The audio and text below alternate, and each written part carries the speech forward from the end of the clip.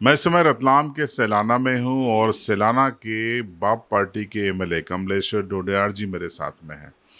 लंबे वक्त के बाद हमें मिले हैं तो कई सवाल हैं मन में जो उनसे करेंगे।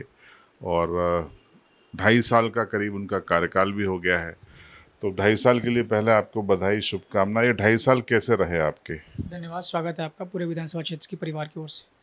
2.5 साल अच्छा रहा और बहुत सी चीज़ें सिखाने वाला। मैं क्योंकि नॉन पॉलिटिकल बैकग्राउंड से हूँ, तो बहुत सी चीज़ें सीखी हैं, बहुत सी चीज़ें जानी हैं और आने वाला जो समय है उसमें मेरे अनुभवों का लाभ मिलेगा मुझे भी और पार्टी को भी।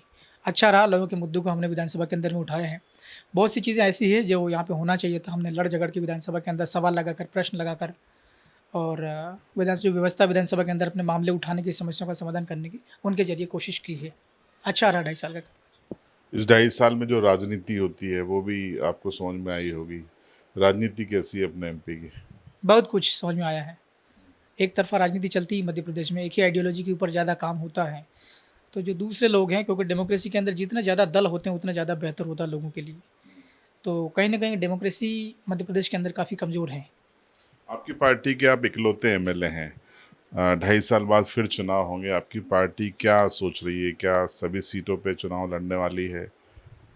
पार्टी ने हमें ये निर्देश किया है कि जहाँ आदिवासी लोग रहते हैं, आदिवासी समाज के लोग, चाहे वो सीट रिज़र्व हो, चाहे नॉट रिज़र्व हो, तो 47 तो रिज़र्व हैं और तकरीबन 35 सीट्स ऐसी हैं विधानसभा की मध्य प्रदेश के अंदर, जहाँ आदिवासी बहुत निर्णायक भूमिका निभाता है, बड़ी संख्या में आदिवासी रहता है। तो पार्टी के ये निर्देश हैं कि आप काम कीजिएगा और पार्टी का विस्तार कीजिएगा और लोगों के जो मुद्दे हैं मध्य प्रदेश के अंदर में, वो पार्टी के ज़रिए उठाने की कोशिश कीजिएगा। आने वाले टाइम में लगभग 80 सीट के ऊपर भारत आदिवासी पार्टी के ज़रिए चुनाव मैदान में होंगे 2028 में।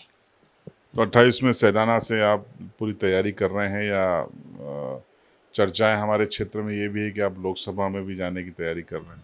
नहीं, जैसे पार्टी डिसीजन लेती है, हमारा जो भारत आदिवासी पार्टी इसका थोड़ा अलग नियम है। जिस प्रकार से दूसरे जो दल हैं उनका जो मुख्यालय होता है, पार्टी का जो शीर्ष लीडरशिप होती है ऊपर की, वो डिसाइड करती है कि हु विल कॉन्टेस्ट इलेक्शन। और हमारे यहाँ पर ऐसा है कि जो ज़मीन पर जो लोग हैं, गाँव में रहते हैं, जो पोलिंग जाजम व्यवस्था है आप? बूथ व्यवस्था, जो पोलिंग बूथ पर जो लोग रहते हैं अलग-अलग गाँव, वो डिसाइड करते हैं कि कौन हमारा उम्मीदवार होगा। वो फिर गाँव के लोग सारे मिल कर के जाजम व्यवस्था में सारे लोग जो है वो समाज के लोग अपना नाम तय करके पार्टी को भेजते हैं ऊपर और फिर वो पार्टी डिसाइड करती है, उसको अप्रूव करती है। तो यहाँ उम्मीदवार तय पार्टी नहीं करती और ना ही खुद उम्मीदवार करता, लोग तय करते हैं। तो पार्टी ने आपको किया तो लड़ने की तैयारी है?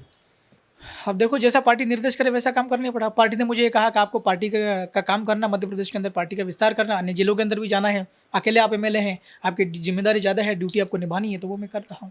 पार्टी जैसा कहेगी वैसा करेंगे। तो कैसा रिस्पांस मिल रहा है खासकर वेस्टर्न एमपी में आपकी पार्टी को?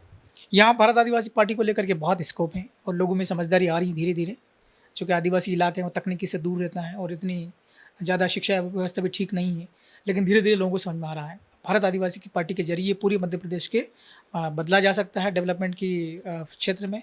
और पूरे जो वेस्ट एमपी मध्य प्रदेश का, रतलाम, झाबुआ, अलीराजपुर, धार, खरगोन, खंडवा, बड़वानी, इस वाले इलाके में भारत आदिवासी पार्टी ही इसको विकसित मध्य प्रदेश में तब्दील कर सकती है। जल जंगल ज़मीन की अगर रक्षा करनी है तो भारत आदिवासी पार्टी के जरिए ही होगा। आजकल क्या है कि निवेश के नाम पर या उद्योग लगाने के नाम पर लगातार आदिवासियों की ज़मीनों के ऊपर में भूमाफिया और उद्योगपति सरकार के साथ मिल करके और उसका डिसीजन लेते हैं। उसको देखते हैं कहाँ ज़मीन पड़ी, कहाँ आदिवासियों से ज़मीन छीनी जा सकती है या कहाँ शासकीय ज़मीन है, जबकि वहाँ पर आदिवासी सदियों से रह रहा, दशकों से रह रहा है। तो जल जंगल ज़मीन की रक्षा भारत आदिवासी पार्टी के जरिए ही होगा, ये पूरे मध्य प्रदेश के आदिवासियों को पता है। तो वेस्ट एमपी में इसका आने वाले समय में प्रभाव दिखेगा, लोग इसको रिकॉग्नाइज़ करेंगे इलेक्शंस के दौरान। वागड़ का जो इलाका है राजस्थान का, वहाँ पे कांग्रेस को रिप्लेस करके आपकी पार्टी मुख्य पार्टी बन गई, विपक्षी पार्टी बन गई। क्या वेस्टर्न एमपी में आपको लगता है कि कांग्रेस विपक्ष के रूप में आदिवासियों के मुद्दे उठाने में पीछे रह गई, इसलिए आप लोगों को जनता आगे लाना चाहती देखिए, मध्य प्रदेश पूरे भारत में आदिवासियों की जनसंख्या की दृष्टि से देखें तो लार्जेस्ट स्टेट है, सबसे ज़्यादा आदिवासी यहाँ रहता है। आप चाहे गोंडवाना की बात करो, चाहे भील प्रदेश वाला इलाका बात करो या अन्य जो है दूसरे, जैसे ग्वालियर वाला बेल्ट है, सरिया है, बेगा है, इस टाइप से। तो सबसे ज़्यादा आदिवासी लोग यहाँ रहते हैं। अगर वैसे देखा जाए, पार्टी सभी लोगों को कॉन्फिडेंस में लेकर के और पार्टी में जो लोग हैं, पार्टी के पदाधिकारी, वो ईमानदारी से अगर काम करें, तो दक्षिणी राजस्थान से ज़्यादा बेहतर परिणाम यहाँ दिया जा सकता है। और रहा सवाल कांग्रेस के रिप्लेस का, तो कांग्रेस लगातार लंबे समय से आदिवासियों का वोट लेकर के और सत्ता में राज करती आ रही है। लेकिन अब लोगों को ये पता चल रहा कि कांग्रेस से नहीं हो सकता आदिवासियों का भला, क्योंकि वो करते ही आ रहे पिछले कितने ही सालों से। बीजेपी भी तकरीबन 20-30 सालों से बीजेपी का जो कुछ चीज़ें हैं सत्ता में, लेकिन पहले तो कांग्रेस ही रही हैं। इसलिए भारत आदिवासी पार्टी के जरिए ही आदिवासियों का भला हो सकता है, ये कांग्रेस भी जानती है। अभी कांग्रेस के अंदर ये चर्चा चल रही है कि आने वाले चुनाव, चाहे वो विधानसभा हो चाहे लोकसभा हो, जहां आदिवासियों की आवाज़ उठाने वाले अलग अलग दल है, वहां पर कांग्रेस के उम्मीदवार नहीं खड़ा करना चाहिए। ये कांग्रेस का ऊपर का लीडरशिप सोच रहा है। हम भी यही चाहते हैं कांग्रेस वालों को कि जहां भारत आदिवासी पार्टी के कैंडिडेट लड़ते हैं वहां आपके उम्मीदवार नहीं होना चाहिए। तो बाद में जब सरकार बनेगी तो कोalition बनेगा, वरना इलेक्शंस में जब वोटिंग होती तब आप लड़ते हो, फिर कहते हो कि आप लोग गठबंधन कीजिए। तो जैसे अभी लोकसभा चुनाव में हुआ बांसवाड़ा डूंगरपुर सीट पे कांग्रेस ने आपकी पार्टी को समर्थन दिया, आपकी पार्टी जीती, लेकिन जब बाय इलेक्शन हुआ तो फिर कांग्रेस ने उम्मीदवार खड़ा कर दिया था विधानसभा में। हाँ, मैं यही कहना चाह रहा हूँ कि अभी कांग्रेस को क्या है, भारत आदिवासी पार्टी के साथ में रहना चाहिए। जहाँ हमारा इलाका है, जहाँ भारत आदिवासी पार्टी आदिवासी समाज के लोग रहते हैं, वहाँ कांग्रेस को आकर के साथ में हो जाना चाहिए। तो वहाँ आगे गुंजाइश बनेगी गठबंधन वाली।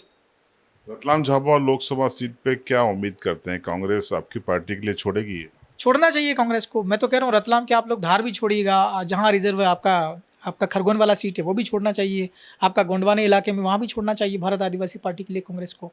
आगे रह करके आप आपका उम्मीदवार मत उतारिएगा और हमारा सपोर्ट कीजिएगा। आपका मंडला है, आपका शहडोल है, इस टाइप से जो सीटें हैं लोकसभा वाली और जहाँ विधानसभा है वहाँ पर भी कांग्रेस को सपोर्ट करना चाहिए। आप विधायक के रूप में आपको मौका मिला था कि आप राज्यसभा के लिए वोटिंग करें, चूक गए, कैसे देखते हैं? नहीं, मैंने ये कहा था कि हमारा पार्टी का एक व्यक्ति जाए या फिर हम उम्मीदवार हम देते हैं राज्यसभा के लिए, वो आदिवासियों के मसलों को उठाने वाला होना चाहिए, या दबे कुचले जो लोग हैं, गरीब तबके के लोग हैं।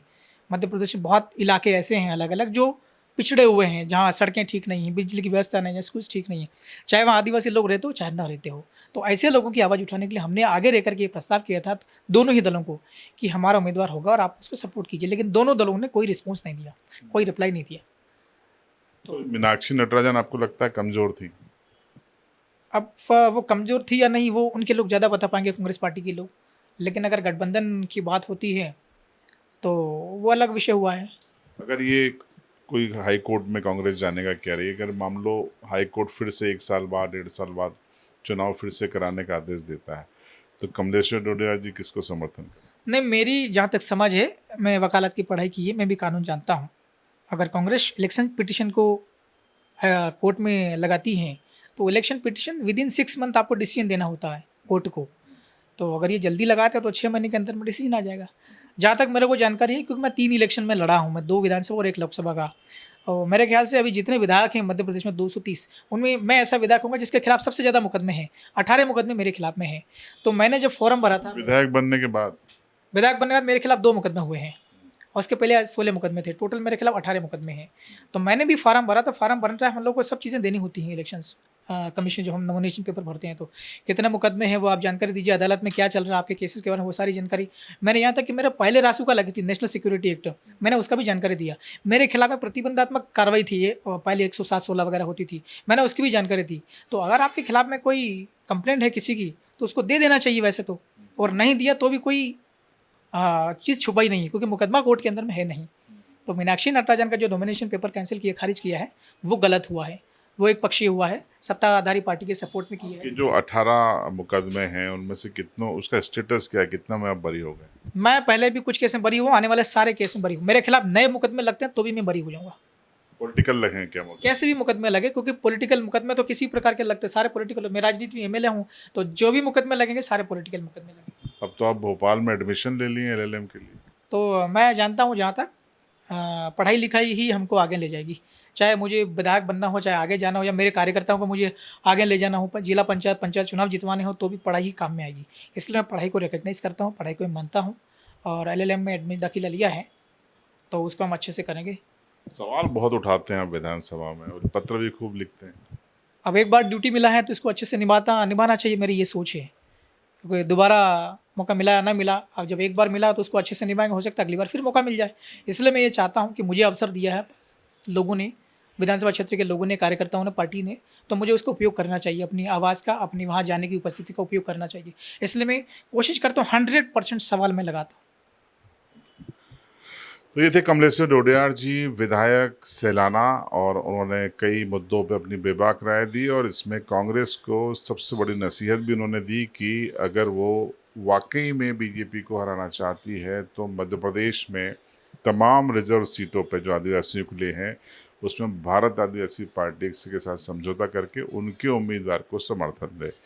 अब इस राय को कांग्रेस मानती है नहीं, आपकी राय कमेंट में ज़रूर बताएं और देखते रहिए CB लाइव।